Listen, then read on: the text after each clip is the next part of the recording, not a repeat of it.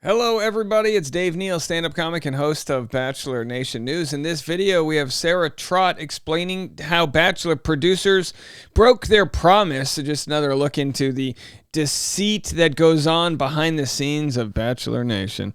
And of course, they probably lied and said, hey, do what you need to do. We'll get you on the show. She's a beautiful young lady, but her father has ALS, and they agreed to let her FaceTime with her dad just to make sure he's doing okay. You know, the condition can turn on a dime. It's a terrible disease.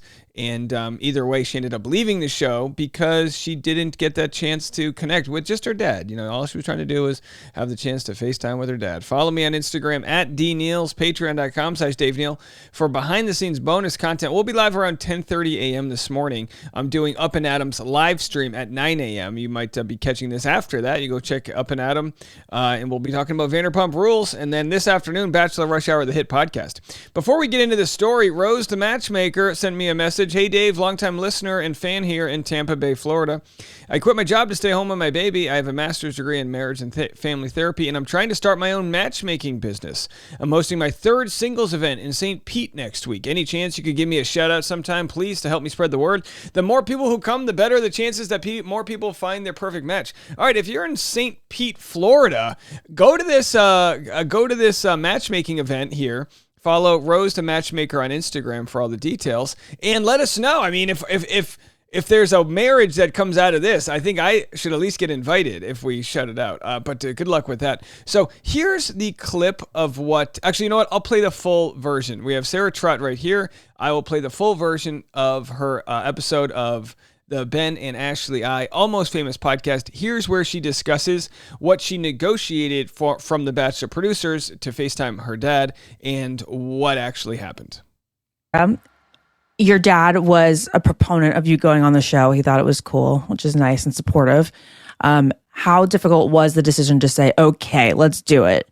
And knowing that you'd be away from your dad from anywhere for, well, you guys had that quarantine COVID, and that the COVID quarantine for the show was like way more intensive than the normal Bachelor quarantine, which was like 4 or 5 days.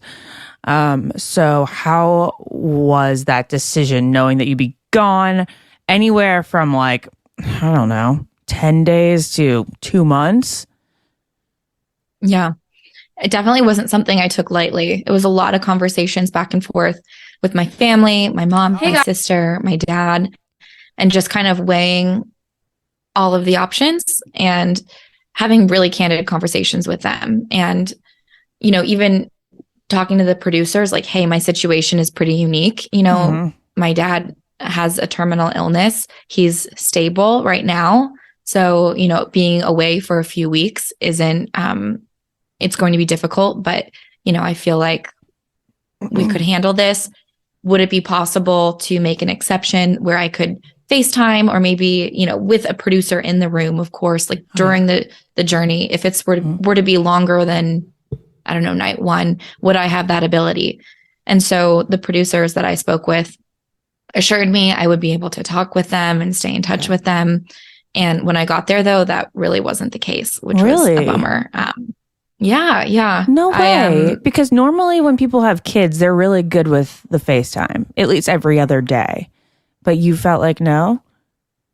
No, not once. So No. that was really frustrating. And I just felt like being there wasn't exactly what I had thought it would be. And so just weighing the options, I'm like, nothing compares to my family and being with family time. And especially during this situation. So it was a difficult process to leave the show.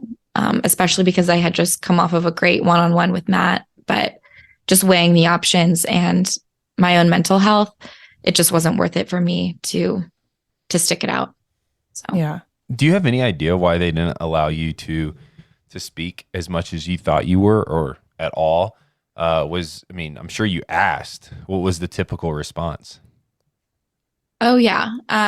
They, you know, just kind of like pushing it off, or being like, oh, maybe like, let me ask someone else who has the authority. Let me just like kind of like diffusing who the decision maker was on that. And, you know, I had a one-on producer who was with me pretty frequently, and it was weird to see how like even my trust with that person shifted when these basic needs, like communicating with my family, were kind of shuffled around.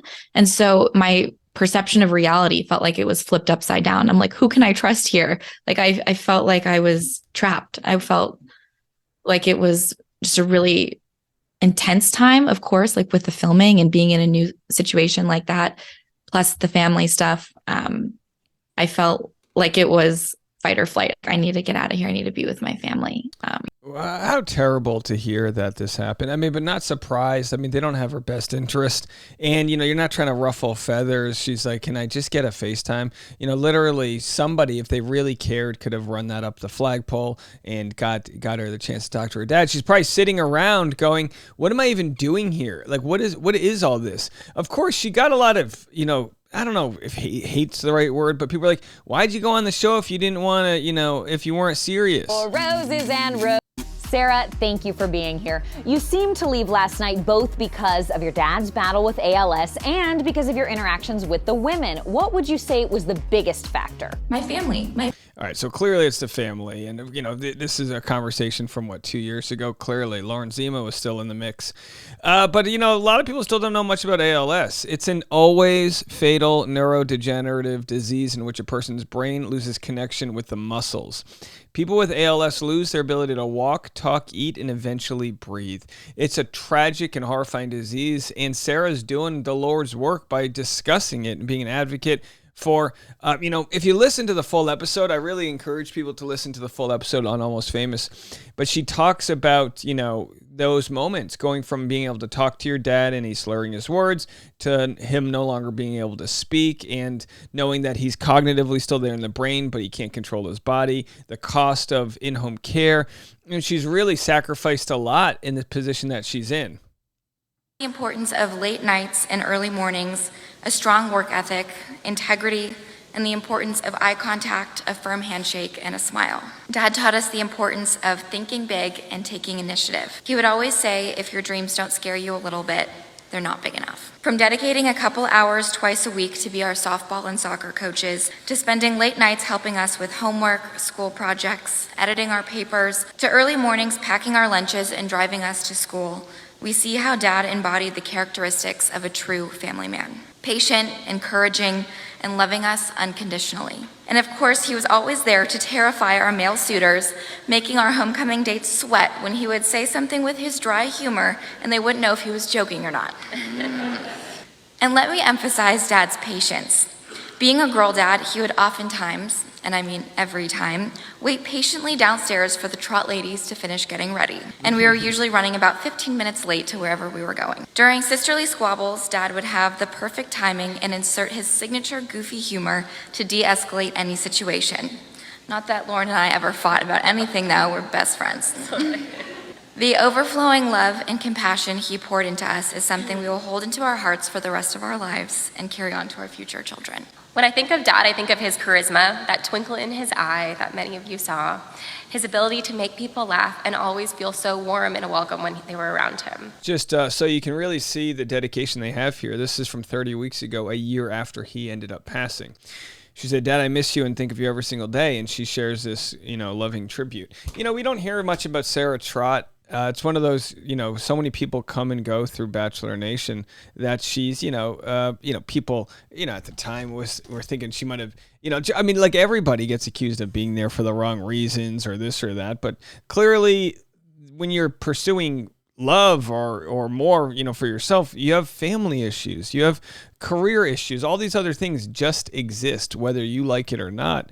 Let's see what she has to say here. So I just posted a link to the Almost Famous podcast with Ben and Ashley. It was such a good conversation. Honestly, one of, I think, the best podcasts I've ever been interviewed on. And it's just super timing. Can't speak this morning. Super great timing because May is ALS Awareness Month and it's also Mental Health Awareness Month. So we're just talking about what is ALS, how you can support someone with ALS. We're talking about my experience on the show. We're talking about where I'm at now in life. some good juicy deets on that podcast. But yeah, mostly focused and centered around ALS. So please take a listen and just appreciate all the support and advocacy and acknowledgement for ALS this month. So yeah, check it out. And one way you can support is to go follow the Sarah Trott on Instagram and keep on listening to her message about ALS and mental health awareness this month. But also, it's a disease that they're fighting for a cure, and they're fighting for better ways to provide comfort to those that have it. And congrats to Sarah Trott for all the work she's doing. All right, go check all that out. We'll be back with more content right after this.